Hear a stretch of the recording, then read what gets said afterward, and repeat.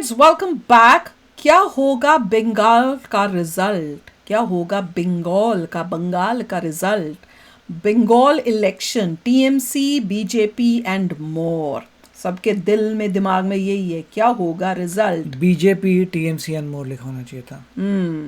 BJP, TMC and मोर, और उसके बाद कुछ सालों बाद बीजेपी एंड मोर, ये होना चाहिए।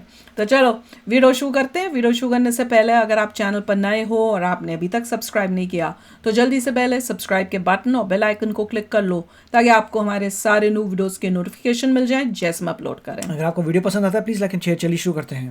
मेरा इस देश के दानवीर लोगों से बस एक ही प्रश्न है। आप लोग जो सर्दी में कंबल बांट के उसकी फोटो खींच के अपने इंस्टाग्राम पर लगाकर वाह बटोर रहे थे, हिम्मत है तो अब गर्मी में एसी बांट के दिखाओ ना। में वो जोश और जुनून नहीं। दोस्तों, मेरा नाम है रौनक। हफ्ते भर का हाल चाल और बवाल लेकर इस वीडियो में आपका स्वागत करता हूं मैं। गर्मी की आप सभी को बहुत बहुत शुभकामनाएं। वैसे भी हम इंडियन बच्चों का तो रूटीन सेट होता है भाई, सर्दी में मटर छीलने होते हैं और गर्मी में बोतल में पानी भर के फ्रिज में रखना होता है कि नहीं? अगर आप भी हर 6 महीने के हिसाब से घर में यही काम करते हो तो कमेंट सेक्शन में अटेंडेंस लगाना। फिलहाल शुरू करते हैं पूरे हफ्ते का हाल चाल और बवाल। नमस्ते।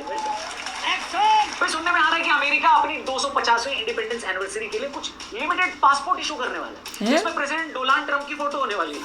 मैं तो सोच रहा हूँ भाई साहब कितना बदनसीब होगा इंसान जिसके पास इनकी फोटो वाली पासपोर्ट है। या फिर ये भी हो सकता है कि इंडिपेंडेंस डे पर ये पासपोर्ट इशू करके अमेरिका वाले ये बताना चाहते हो कि सेकंड इंडिपेंडेंस की जरूरत है इस देश को तत्काल प्रभाव से। Terrible person. फिल्म स्टार यश ने ट्वीट करके बताया कि इनकी फिल्म टॉक्सिक एक बार फिर से पोस्टपोन हुई। यानी पिछली बार भी इसके पोस्टपोन होने की वजह धुरंधर नहीं थी बल्कि ट्रंप थे। एक मिनट, ट्रंप कैसे? जिस चीज को समझ में आया वो कमेंट करके बताओ, और जिसको समझ में नहीं आया, जिन लोगों ने बताया उनका कमेंट जाके पढ़ लेना। मुझे समझ नहीं आया, लिख के कमेंट में आप लोग समझा देना। नहीं, तू समझा नहीं। वैसे धुरंधर से याद आया, अब ये फिल्म बाहुबली के लाइफ टाइम रिकॉर्ड को भी तोड़ने वाली है। ओह वाह, अब आएगा मजा। ये तो सबको पता है कि रिकॉर्ड अकेली ऐसी चीज नहीं है जो धुरंधर तोड़ रही है, कुछ और भी तोड़ रही है। खत्म। यूएई की बात करते हैं दोस्तों। ओपेक और ओपेक प्लस छोड़ दिया यूएई ने, यानी एक तरीके से यूएई ने ये बोल दिया है कि friendship over with Arab countries, now USA is my best friend. अच्छा, वैसे कितना बदनसीब होता होगा वो देश जिसका बेस्ट फ्रेंड अमेरिका है, जैसे कि पाकिस्तान। वैसे बताना मुश्किल है कि ज्यादा बड़ा बदनसीब कौन है, अमेरिका जिसका दोस्त पाकिस्तान है या पाकिस्तान जिसका दोस्त अमेरिका है? बात तो सही है। अमेरिका जिसका दोस्त पाकिस्तान है। नहीं पा रहे कि यूएई ने ओपेक को क्यों बाय बाय बोला। मैं आपको समझा देता हूँ कम शब्दों। बाकी सब की तरह ये भी अमेरिका का किया धन है। ओपेक में रहने वाले देशों को तेल निकालने और प्रोड्यूस करने का एक कोटा होता है। अब क्योंकि स्ट्रेट ऑफ हॉर्मुज बंद है तो अमेरिका ने यूएई को बोला कि भाई कोटा नहीं होता, उन्होंने खुद के लिए कोटा बना रखा था टू राइज द प्राइसेस। से बाहर आ जाओगे तो कोटे से ज्यादा का ऑयल प्रोड्यूस करोगे, जिससे कि तेल की कीमत स्टेबलाइज हो जाए और हमारा फैला हुआ इलाका समझ जाएगा। हाँ, शाबाश बेटा। ज्योतिरादित्य सिंधिया ने कहा है कि वो एसी यूज नहीं करते, बस एक प्याज रख लेते हैं जेब में और गर्मी गायब हो जाती है। ये क्या बोला रे, सच्ची में? बाय गॉड, ये सुनकर सच में ऐसा लग रहा है कि इस गर्मी में प्याज के गोडाउन में हमको शिफ्ट हो जाना चाहिए। वहां तो हिल स्टेशन से भी ज्यादा ठंडा माहौल होगा। वैसे गर्मी से याद है, दुनिया भर की रिपोर्ट से बता रही है कि साल 2026 इस पृथ्वी का सबसे गर्म साल होने वाला है। और होगा ही दोस्तों, क्यों नहीं होगा बताइए। इतना मार रहे हैं दुनिया भर के देश एक दूसरे के ऊपर बम और हाँ, वो उसका भी रीजन है, क्यों नहीं है? मिसाइलें, तेलों की जगह जला रहे हैं। उसके वैसे नहीं है बट ओके। वैसे मैं वैसे बोल रही हूँ, वैसे तो हो ही रहा है, हर साल हो ही रहा है, ज्यादा गर्मी होती जा रही है। तापमान तो बढ़ेगा ही। मतलब तुम लोग बम मिसाइल खेलो, हम साला प्लास्टिक की स्ट्रॉ भी अगर इस्तेमाल करें तो आप बोलते हैं कि समंदर के अंदर जो कछुआ है उसको परेशानी हो रही है, स्ट्रॉ लग रही है उसको। क्या बात है सर, क्या बात है सर। कछुए से याद है, कछुआ तो समंदर में रहता है लेकिन जंगल में कई और जानवर भी रहते हैं। और जंगल एंड वाइल्ड लाइफ पर अगर आपको बेस्ट पॉडकास्ट देखना और सुनना है तो डिस्क्रिप्शन में लिंक दिया, हमारा लेटेस्ट पॉडकास्ट जरूर देखना। जंगल सफारी पे जाते हो आप, आपको लगता है सफारी पे अगर आपकी जिप्सी जा रही है तो उस पर टाइगर अटैक करेगा या नहीं? आंसर है हाँ, करेगा, और किया भी है। कब और कैसे, इसकी स्टोरी अगर आपको जानना है और इसके कैसे एक टाइगर ने 436 इंसानों को मार दिया। अभी 436 इंसानों को? पागल वाला टाइगर होगा, मार भी देते होंगे। हमको दिखाई नहीं, दिखा तो था। पैकेजिंग अब से प्लास्टिक में ना करी जाए। बस यही तो दिक्कत है गुटके में, नहीं कि वो प्लास्टिक में आता है, कपड़े के थैले में आएगा तो बढ़िया बड़ा पौष्टिक हो जाएगा। नहीं, घर गए होंगे और अब इससे पोषक और कोई आहार होगा ही नहीं प्लेनेट पे, है कि नहीं बताइए? ये बड़ी अच्छी बात है। राघव चड्ढा जी की बात कर लेते हैं दोस्तों। उनके फॉलोअर्स में इस हफ्ते भी भारी गिरावट देखी। ये वीडियो रिकॉर्ड करने तक उनके 12.1 मिलियन फॉलोअर्स हो गए हैं, जो कि एक वक्त पर 14.6 मिलियन हुआ करते। लेकिन पूरे 2.5 मिलियन फॉलोअर्स कम हुए भाई साहब। जिस हिसाब से राघव भाई के फॉलोअर्स कम हो रहे हैं, उस हिसाब से पार्लियामेंट में जनता के मुद्दे उठाकर काम नहीं चलेगा। एक गेट रेडी विद मी वाली रील डालनी पड़ेगी राघव भाई, या तो I am a rider provider वाले मुंह से पानी छोड़ती हुई पिचकारी वाली वीडियो अभी डालो, बढ़ जाएंगे पक्का। रुपया भी अब डॉलर के मुकाबले भयंकर गिरकर 95 हो गया। मैं तो कहता हूँ डायरेक्ट $1 100 का कर दो। क्यों? कम से कम हमारे जैसे गणित यानी मैथ्स में जो कमजोर बालक है, इसी हो हिसाब किताब में आसानी हो जाएगी। ओए, मेरे लिए बेजानी हो जाएगी यार। रोज हर बड़ा 93 करते तो मुसीबत होती है करने में। 0 लगाया हुआ ठीक है, या 90 कर दो या 100 कर दो। इस बीच यूपी में गंगा एक्सप्रेसवे का इनॉग्रेशन हो गया। अब आप मेरे से प्रयागराज तक झट से पहुंच सकते हैं, लेकिन इसके लिए आपको 1800 रुपए का वन वे टोल देना पड़ेगा। जिस हिसाब से एक्सप्रेसवे पर टोल लिया जा रहा है, जल्दी वहां पर बड़ा महंगा टोल है। आपको टोल बूथ के बगल में बैंक वाले आपको टोल भरने के लिए लोन ऑफर करते हुए मिलेंगे आसान किस्तों पर। इंग्लैंड के किंग चार्ल्स इस वक्त अमेरिका की यात्रा पर गए हुए हैं और वापस नहीं चला गया, मुझे लगा वापस चला गया। के मेयर जोहरान ममदानी से पूछा गया कि वो किंग चार्ल्स को वो कहता है कोई नूर वापस। मैंने कहा ये भगवान, मैंने न्यूज़ देखी, मैंने कहा तू पागल है, तू अमेरिकन है, तू कोई नूर क्यों मांग रहा है? तो इंडिया में इलेक्शन नहीं जीता है, आगे न्यूयॉर्क का बनेगा कौन कोई नूर? कि उनसे कहो इंडिया का कोहिनूर वापस दे दे। ममदानी अमेरिका की पॉलिटिक्स में है, इंडिया में होते तो पक्का बीजेपी ज्वाइन कर चुके होते। और आईपीएल में भी बवाल मच गया जब रियान पराग ड्रेसिंग रूम में वेप करते हुए पकड़े गए। रियान पराग से बोलो उनके खाली नाम में पराग है, पनवाड़ी की दुकान से पान पराग वाली हरकतें करने की कोई जरूरत नहीं है भैया। माय गॉड, कितना गलत काम करते हैं ये। हैं ये एथलीट्स टाइप हैं जिनको पता होना चाहिए कि हेल्थ कॉन्शियस होते हैं, सब होते हैं, वो एक्चुअल में ये सब कर रहे हैं। बाय। और अगर कोई रियान पराग को जानता है तो उनसे ये भी बोलो कि महान कप्तान बनने के लिए वेप और हुक्के का धुआं नहीं छोड़ना होता। हाँ, धोनी भाई हुक्के के धुएं का छल्ला तो बनाते हैं, लेकिन ट्रॉफी भी जीत के आते हैं। हेलो, बाकी सकते रोहित शर्मा का वो भी था, वो क्या बोलते हैं उसको, जिसमें घर में सजावट होती है ना, बलून वलून लगता है, बर्थडे। रोहित शर्मा का बर्थडे था। अब वो रोहित शर्मा के मम्मी पापा चाहते थे कि वो क्रिकेटर न बने, सरकारी ऑफिस में कर्मचारी बन जाए, लेकिन लेट ऑफिस जाकर दोपहर में मूंगफली छीलते हुए ऑफिस की दीवारों पर पान थूकने का प्लान रोहित शर्मा का बिल्कुल नहीं। इसको क्रिकेटर बने, पूरा इंडिया इस बात का शुक्रगुजार है। उसको ट्रॉफी को चुमिया करने का था। तो क्रिकेटर बने। Happy birthday captain Rohit Sharma. Bengal चुनाव की बात करते हैं दोस्तों। चुनाव खत्म हो गए हैं। एग्जिट पोल के हिसाब से ममता बनर्जी की एग्जिट होने वाली है और बीजेपी चुनाव जीतने वाली है। 2-3 सालों में जिस तरह से मामला चला है, ट्रस्ट न करने के मामले में एग्जिट पोल डोनाल्ड ट्रंप और पाकिस्तान के बाद तीसरे नंबर पर। मतलब कि कुड़वा उल्टा होगा, बहुत ही गलत बात होगी। चलो टेस्ट है बंगाल का, इससे पता चलेगा, इससे पता चलेगा कि इंडिया कितना प्रोग्रेसिव और समझदार और नॉलेजेबल हुआ है कि नहीं हुआ है। वैसे बंगाल में चुनाव जीतने का सभी इंतजार कर रहे हैं और अब से बस 2 दिन में नतीजे आ भी जाएंगे। लेकिन इस पूरे इलेक्शन सीजन क्या क्या हुआ, हमने सोचा उस पर आपको एक मजेदार तरीके से एक्सप्लेन करके बता देते हैं, एक रिकैप दे देते हैं। तो चलिए शुरू करते हैं। ये 53 सीट पॉलिटिकल लाइन, आप जैसे बहुत सारे आईपीएस देखे हैं। मैनिपुलेशन हो रहा है और बाहर का आदमी आके वो खुल रहा है। बाहर का आदमी भैया, बाहर का क्या, सब इंडियंस है। देखो दोस्तों, बात ऐसी है कि इलेक्शन केरल में भी थे, असम में भी थे और इलेक्शन तमिलनाडु में भी थे, लेकिन बंगाल के इलेक्शन के सामने इनमें से किसी को कोई इज्जत नहीं मिली। बेसिकली बंगाल कपिल शर्मा शो, सबका फोकस बंगाल में। मुझे तो पता ही नहीं अभी तक किसके, अब पता चल रहा है थोड़ा कि भैया असम में हो रहा है, तमिलनाडु में, केरला में। मेन तो मैं बंगाल का ही पता था। पर कपिल शर्मा जैसा ऐसा नहीं कि बाकी कैरेक्टर खराब, लेकिन शो तो शो रनर से ही चलेगा। विपक्ष के लिए ये चुनाव इसलिए भी इंपॉर्टेंट था क्योंकि मोदी लहर में जो इलाका फिलहाल चट्टान की तरफ खड़ा रहा वो बंगाल ही। तमाम तरह की स्ट्रैटेजी बनाने के बावजूद बीजेपी बंगाल में डोमिनेंस हासिल नहीं कर पाई और इस वजह से ममता बनर्जी का कद बहुत बड़ा हो जाता है। वो इंडिया अलायंस की एक बड़ी पिलर बन जाती है, जिसको पता है कि बीजेपी की सुनामी को किस तरीके से रोका जाए। ममता दीदी अच्छे से जानती है। दूसरी तरफ बीजेपी ने जिस तरह का रोड मैप नॉर्थ ईस्ट में बनाया था वो काफी सक्सेसफुल रहा। भाजपा अपने सहयोगी दलों के साथ ईस्ट में काफी सारे राज्यों पर शासन कर रही है, लेकिन ईस्ट में अगर वेस्ट बंगाल हाथ न आया तो क्या ही फायदा इससे शासन करने का। इसी वजह से बीजेपी को भी हर हाल में बंगाल में जीत चाहिए। दूसरी बात यह है कि बिहार से झारखंड निकल जाने के बाद अब इस देश में सेकंड और थर्ड लार्जेस्ट पॉपुलेशन महाराष्ट्र और बंगाल की है और बंगाल तो ब्रिटिश राज्य से ही पॉलिटिकल, इकोनॉमिकली और कल्चरली बहुत ज्यादा इंपॉर्टेंट रहा है। 2016 मैं ये ज़रूर बताऊंगी, पिछले वीडियो में इन्होंने बहुत अच्छी बात बोली थी, वो मेरे अब दिमाग से हटती नहीं है, कि बहुत इम्पॉर्टेंट है जो भी हमारे स्टेट्स हैं, जो बॉर्डरिंग स्टेट्स हैं, उसमें बीजेपी का होना बहुत International इम्पोर्टेंट है। borders हैं। हाँ, इंटरनेशनल बॉर्डर्स जो हैं वो वाले सारे स्टेट्स में बीजेपी का कंट्रोल होना चाहिए ताकि कंट्री सेफ रहे। अगर ये छोटी मोटी और इस टाइप की जो है ना parties आ रीजनल गई। पार्टीज या दूसरी पार्टीज आई, वो देश के लिए ना खतरा पैदा करवा देंगी।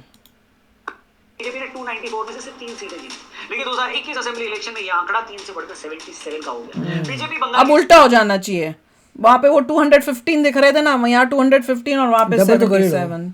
दूसरी सबसे बड़ी पार्टी बन गई। उन्होंने सीपीआईएम को भी पीछे कर दिया, जिन्होंने 34 साल तक बंगाल पर राज किया, और कांग्रेस को भी पीछे कर दिया, जिनका बंगाल में काफी अच्छा खासा प्रभाव रहा है। 2021 ने बीजेपी के लिए 2026 की फील्डिंग सेट करके दी थी और उनको ये भरोसा दिला दिया था कि ममता बनर्जी का किला भेदा जा सकता है। क्योंकि देखो बात सच में, शीशा हो या दिल हो या विनिंग स्ट्रीक हो, आखिर टूट जाता है। आईपीएल में वानखेड़े और चेपॉक एक वक्त पर मुंबई और चेन्नई के किले हुआ करते, लेकिन अब तो बाकी टीमें वहां जाकर फ्री में 2 पॉइंट्स लेकर आ रही, इन दोनों को पेल दे रही। लेकिन क्या बंगाल बीजेपी के लिए वॉक ओवर होगा? बिल्कुल नहीं। हम आपको बताते हैं क्यों। 130 to 140 for the Trinamool, 150 to 160 for the BJP. सबसे पहले तो ये कि 2021 में बीजेपी के प्रदर्शन के बाद उन पर एक्सपेक्टेशन ज्यादा होगी। 77 सीट लाने के बाद भारतीय जनता पार्टी बंगाल में सबसे बड़ा विपक्ष थी। फिर हुआ बंगाल में एसआईआर। चुनाव आयोग की इस प्रक्रिया में वोटर लिस्ट में हर कुछ सालों में रिवीजन होते हैं। अब की बार भी ये रिवीजन कई सारे स्टेट्स में हुए, लेकिन बवाल सबसे ज्यादा बंगाल में हुआ, जहां पर 90 लाख से ज्यादा लोगों का नाम एसआईआर के बाद काट दिया गया। मतलब गड़बड़ की थी ना। 90 लाख जो वोटरों के नाम कटे, उसमें 63% हिंदू ओहो, हिंदूज थे। मतदाता थे और 34% मुस्लिम मतदाता थे। चलो जो ठीक है, अगर काटे तो कुछ गलत था ही। लेकिन जिस तरीके से इलेक्शन कमीशन ने ये काम किया और उनका परसेप्शन बना हुआ है, लोगों को यही लग रहा है कि ये जो एसआईआर हुआ है, हो सकता है वो हिंदूज के नाम से करके घपले कर रहे होंगे, यही टीएमसी वाले ही। अनलाइकली है। इसका फायदा बीजेपी को होने वाला है। अब फायदा किसको कितना होगा 4 मई को पता इलीगल नहीं होंगे, उन्होंने नकली हिंदू के नामों पे बना के, ताकि शक भी ना हो, और उनको यूज कर रहे होंगे अपने वोटों के लिए। कई लोग बड़े चालू होते हैं, ये पार्टी वाले, ये सब, इनका दिमाग वहां तक जाता है जहां तक एक आम इंसान सोच भी नहीं सकता। ऐसे करप्ट होते हैं ये लोग। यहाँ तक कह रही है कि अगर बीजेपी इतनी मेहनत के बाद 100 सीट से कम हासिल करती है ना भाई साहब, तो क्या फायदा हुआ ऐसी मेहनत का। इसीलिए नहीं, मेहनत अगर आपने इम्प्रूव किया है तो अच्छी बात है, वो भी अच्छा ही है। ने इतनी मेहनत करी इलेक्शन में कि उनके कैंडिडेट्स को हाथ में मछली लेकर भी कैंपेन करना पड़ा है। लोग हैं? असल में हुआ ये कि तृणमूल ये क्या था? कांग्रेस की चीफ और पश्चिम बंगाल की मुख्यमंत्री ममता दीदी ने एक रैली में ये बात बोल दी कि अगर बीजेपी आई तो आपको मछली खाने को नहीं मिलेगी। ये तो एक पागल लेडी है। तभी उसने मछली उठाई थी। हाँ, तभी समझ में आ रहा है। हम सब पर कितना स्टूपिड रीजंस देते हैं और जनता मान जाती है। दैट इज जस्ट शॉकिंग कि जनता इतनी स्टूपिडली लोगों की बातों में कैसे आराम से आ जाती है। खुद का दिमाग ही नहीं है। वो तो दिखता भी है, हमें कई बार ही देख चुके हम भी कि है बड़ी ऐसी पब्लिक। हम सब ने कविता सुनी कि मछली जल की रानी है, जीवन इसका पानी, हाथ लगाओगे डर जाएंगी, बाहर निकालोगे मर जाएंगी। लेकिन पानी में डालोगे तो जीत जाएगी, ये भी है आगे। बंगाल में गलत कविता, मछली जल की रानी है और रात को चावल के साथ खानी है। हाय हाय। यानी मछली पश्चिम बंगाल की डाइट का एक अहम हिस्सा है। बंगाल में एक कहावत भी है, माछे भाते बंगाली। यानी एक बंगाली की पहचान ये है कि वो मछली और चावल खाता है। लेकिन ममता बनर्जी की इस बयान के बाद मछली पानी से निकलकर प्लेट में नहीं बल्कि इलेक्शन में आ गई और एक मुद्दा बन गई। बीजेपी वालों को समझ में आ गया कि कोई बाहर की कंट्री वाले ये सुनेंगे ना, वो हंसेंगे कि क्या क्या चल रहा है। हाँ, उनको यही लगेगा कि कैसे लोग हैं ये, कि ये ऐसे अपनी जनता को बेवकूफ बना सकते हैं। बीजेपी आ गई तो मछली बैन कर देगी। अगर इसका काउंटर नहीं किया गया तो बंगाल में सरकार बनाना तो छोड़ो, मछली भी नहीं बना पाएंगे। बीजेपी की परसेप्शन वैसे भी ऐसी बन गई कि ये लोगों के खाने पीने की हैबिट पर ये लोग कंट्रोल करना चाहते हैं। इसी वजह से सारे के सारे हैवी वेट भाजपा नेता बंगाल पहुंचे और उन्होंने बताया कि भाई आप लोगों की मछली बिल्कुल सेफ है, सुरक्षित। बीजेपी আসলে কি বলছে মাছ খাওয়া যাবে না। बहुत ही लेडी, बहुत ही कनिंग है। बीजेपी राज्य माछ खाওয়া যায় না। कैसे गलत गलत चीजें बोलती है, ऐसे लोगों से डर लगता है यार। মাংস খেতে পারবেন না। पीछे And लोग she's बैठे हैं, so- वो भी देख रहे हैं क्या हाँ, बोली जा रही है। और इतनी ओल्ड है, इस अपनी वही। एज का ध्यान रख के तो कुछ बोलो यार, थोड़ा अपना। तुम पब्लिक में बोल रहे हो, दुनिया तुमको सुन रही है। খেতে পারবেন না। झूठ बोल रही है। अनुराग ठाकुर ने खुद जाकर मछली खाकर दिखाई। हेमंत विश्व शर्मा ने बताया कि हमारे असम में भी बीजेपी सरकार है और वहां लोग मछली खा रहे बड़े शांति। क्या बाई गॉड। मनोज तिवारी ने भी कहा है कि हम किसी के खाने पीने के खिलाफ नहीं हैं। और रवि किशन जी ने तो यहाँ तक बोल दिया कि एक बार बंगाल में बीजेपी को जीतने नहीं, तो मछली मछली खिलाएंगे। हम खुद अपने हाथों से बाकी स्टेट से मछली लाकर यहाँ के कुएं और तालाब भर कुछ देंगे। ये तो मेरे से भी एक कदम आगे थे। वो कहते दूसरे स्टेट से होंगे कि भाई हम खुद मछुआरे से बचकर दूसरे स्टेट आ गए, अब तुम हमको वोट के चक्कर में वापस उतर ले जाओगे। खैर, मछली का मुद्दा बंगाल का अकेला मुद्दा नहीं था, एक बड़ा और ज्यादा जरूरी मुद्दा था इलीगल बांग्लादेशियों। अब देखो ये बात तो है कि बांग्लादेश ओलंपिक में अपनी टीम क्यों नहीं भेजता, इसलिए नहीं भेजता क्योंकि बांग्लादेश में जितने भी लोग वो भाग जो फिर भागने में माहिर है वो तो भाग के इंडिया आ रहे हैं। ऐसे ऐसे कूद के आते हैं, देखो जब लगाए हुए भी दौड़ सकते बार्ड वायर्स के ऊपर भी चढ़ चढ़ के इतना, थे या तैर सकते थे, ये सब ऑलरेडी मतलब सारे स्विमर्स रनर्स इंडिया आ गए। सब कुछ करके बॉर्डर क्रॉस करके बंगाल में घुस ही चुके हैं। आरिफ की हंसी बहुत खतरनाक है, बहुत पूरी ऐसे लगता है जैसे कोई रावण या राक्षस की हो। करेक्ट। भाजपा हमेशा से इल्जाम लगाती रही कि ममता बनर्जी ने ऐसे इलीगल बांग्लादेशियों को शरण दी है, लेकिन फिर सवाल पूछने वाले ये भी पूछते हैं कि अगर केंद्र में सरकार आप लोगों की है, बॉर्डर सिक्योरिटी फोर्स आपके पास है, तो अभी तक इलीगल इमिग्रेशन क्यों नहीं रोक पाए? गवर्नमेंट का ये कहना है कि सेंट्रल गवर्नमेंट ये काम अकेले नहीं कर सकती, स्टेट गवर्नमेंट उसका साथ नहीं दे रही। वो तो है ही। अम्बा अम्बा रम्बा रम्बा कम्बा। ये क्या उसको टॉवल पे लगा के घूम पकड़ा हुआ है माई? क्या बोल रही है? हम्बा हम्बा रम्बा रम्बा। भगवान पता नहीं, भगवान जाने। कम्बा। इन सब एलिगेशंस के बीच बंगाल ये मैं पागल हूँ पागल हूँ पागल हूँ। ये वो किस है क्या? रम्बा रम्बा बम्बा रम्बा। कुछ बंगाल में होता है क्या है बंगाली में? गॉड। में 2 चरणों का चुनाव पूरा हो चुका है। वैसे चुनाव हमेशा 2 ही चरण में होता है, पहले चरण में नेताजी जनता के चरणों में और दूसरे चरण में जनता नेताजी के चरणों में। फर्स्ट फेज में बंगाल में रिकॉर्ड तोड़ वोटिंग देखने को मिली, लगभग 92% वोटर टर्नआउट रहा। सेकंड फेज में तो ये मामला और भी बेहतर रहा और वोटिंग परसेंटेज 92% से भी ऊपर चला गया। इलेक्शन कमीशन वालों ने कहा कि हमने तो देखो गर्दा उड़ा दिया, इतने सारे लोग वोट देने आ गए, लेकिन इलेक्शन कमीशन के ऊपर सवाल खड़े हुए हैं। और मजे की बात ये है कि ये सवाल दोनों पार्टियों ने किए। बीजेपी ने इल्जाम लगाया कि ईवीएम में बीजेपी के बटन के ऊपर टेप लगा हुआ था। हद है। डायमंड हार्बर कॉन्स्टिट्यूएंसी से खबर आई कि वहां पर बीजेपी के बटन के आगे टेप लगा हुआ था, जिससे वो बटन फोटो तो दिखा ही रहे हैं। दबा ही न पाए। इलेक्शन कमीशन ने मामले को संज्ञान में लिया और इस जगह पर रीपोलिंग का भी आदेश दिया। रीपोलिंग हो गया। रिपोर्ट्स बता रही है कि टीएमसी कैंडिडेट में बीजेपी कैंडिडेट के बटन कोई गया वोटिंग के नाम आपस में पे, एक दूसरे का उन्होंने किया है, उधर भी हो गया है। एक दूसरे का उल्टा पुल्टा कर रहे हैं। दबाना पड़े। मैं चाहता हूं भाई इसी तरीके से देश के गरीबों के ऊपर भी कोई टेप लगाए, क्योंकि उनको बहुत दबाया जाता है, वो भी ना दबाए जाएं। क्या बढ़िया सर। वैसे मुझे ये भी समझ में नहीं आ रहा कि बीजेपी वाले इतना हल्ला क्यों मचा, क्योंकि विपक्ष तो यही बोलता है ना कि कोई भी बटन दबाओ वोट बीजेपी को ही जाता है। तो भैया कोई बात नहीं, आपके बटन के आगे टेप है तो क्या प्रॉब्लम है? दूसरा वाला भी दबाकर आप ही को वोट जा रहा है। दूसरी तरफ ममता दीदी तो न जाने कब से ये कह रही है कि इलेक्शन फेयर नहीं है और बीजेपी और इलेक्शन ये भी इनकी चाल हो सकती है, ये टीएमसी की, कि अपना पकड़े गए टेपों के वजह से तो फिर इन्होंने अपने ही बंदों को साथ भेज में के अपने टेप लगा ये दिए। 2 कौन से बंदे रह के चल रही है? मैं तो ये देख रही हूँ पूरे ब्यूटी पार्लर से आई हुई औरतें, स्टाइल देखो उनका, सज धज के मेकअप करके ऐसे साड़ियां पहन के, स्टार्च साड़ियां पहन के, गॉगल्स पहन के आ साथ रही में हैं। बॉडीगार्ड लेके जा और रही है पीछे क्या? कोई अंग्रेज टाइप भी लग रहा है जिसके बाल वैसे लग रहे हैं। कितने बॉडीगार्ड्स हैं? बॉडीगार्ड्स हैं ये? अच्छा। लेकिन विपक्ष ये सारी बातें इलेक्शन से पहले और इलेक्शन के दौरान इसके अपने बच्चे नहीं है? तो पता ही नहीं, शादी वादी हुई भी है क्या? तो पता ही नहीं। पवित्र हो जाती, इलेक्शन कमीशन निर्दोष साबित हो जाती और डेमोक्रेसी की जीत हो जाती। हेलो, हिपोक्रेसी की भी सीमा होती है।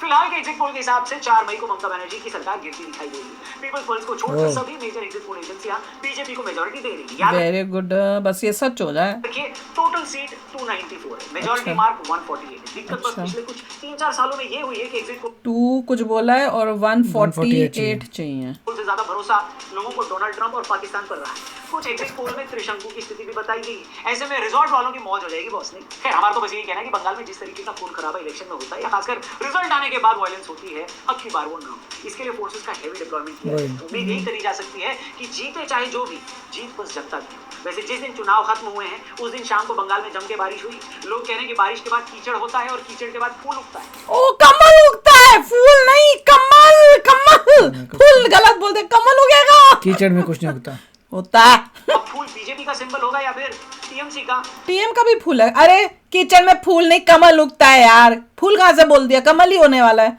उसका भी फूल है? हाय हाय, और बड़ा गंदा फूल है यार। I don't like it. फूल की पत्ती ग्रीन कैसे हो सकती है? व्हाइट कैसे हो सकती? व्हाइट तो चलो हो सकती है, ग्रीन कैसे हो सकती है? कमल खिलेगा। आपके अंदर का इलेक्शन का जो एक्सपर्ट है कमल, वो क्या बोलता है? कमल। जरूर बताना क्या लगता है आपको, क्या आपकी बार बंगाल में खेला होगा? या मैं बंगाल वालों से सुनना चाहता हूँ, अगर आप में से कोई है जो बंगाल से नहीं भाई, हम यूएसए वाले बताएंगे खेला हुआ बा। तो देख रहे तो कमेंट में जरूर बताना आपके हिसाब से किसकी लहर चल रही है और कौन जीत सकता है।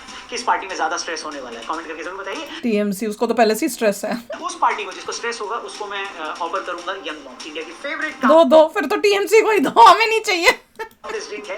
लाइफ से स्ट्रेस को हटाओ, अंदर कामनेस लाओ। तो भाई कीचड़ में फूल नहीं उगता, कीचड़ में कमल उगता है। तो जीत किसकी होगी? कमल की। मेरी बात को मानते हो तो बिना कमेंट सेक्शन कीचड़ में के लिखना। भी कमल वहां पे भी उगेगा। हाँ, कमल जहाँ पानी होगा वहां खिलेगा। तो पानी गिरा, बारिश हुई तो खिलना कौन है? कमल। चलिए देखेंगे क्या होता है। ऐसा लग रहा है कि चलो बीजेपी देखें। हो सकता है जीत जाए। Let's see test of That will be great अगर बंगाल। जीत जाते हैं। 148 आज चाहिए। हमारी तरफ से टेस्ट हो रहा है बंगाल का, बंगाल की जनता का। Yeah. वर्डिक्ट हम देंगे पास या फेल। चलिए 77 लास्ट टाइम जीते थे, अब हो सकता है 140 डबल हो तक जाए। पहुंच जाए। Yeah. डबल हो जाए 77 का 144 पर चाहिए 148 राइट। 148 we'll see चलो क्या होता लेट्स है। सी। Yeah. तो चलो आप भी 77 कमेंट का सेक्शन double में तो अलग है। 154 बट हाँ still, सॉरी yeah. 154 फिर तो ठीक है, डबल होएगा डबल। तो चलो आप भी कमेंट सेक्शन में लिखना आपको क्या लग रहा है। बस एक और दिन। तो मिलते हैं नेक्स्ट वीडियो में बहुत ही जल्द। Till then take care and bye bye. तो अगर आप मेरे इस चैनल पे नए हो तो जल्दी से सब्सक्राइब के बटन को हिट करो और बेल आइकन को क्लिक करो ताकि आपको मेरा जब नया वीडियो मैं लगाऊं आपको उसके बारे में जल्दी से पता चल जाए।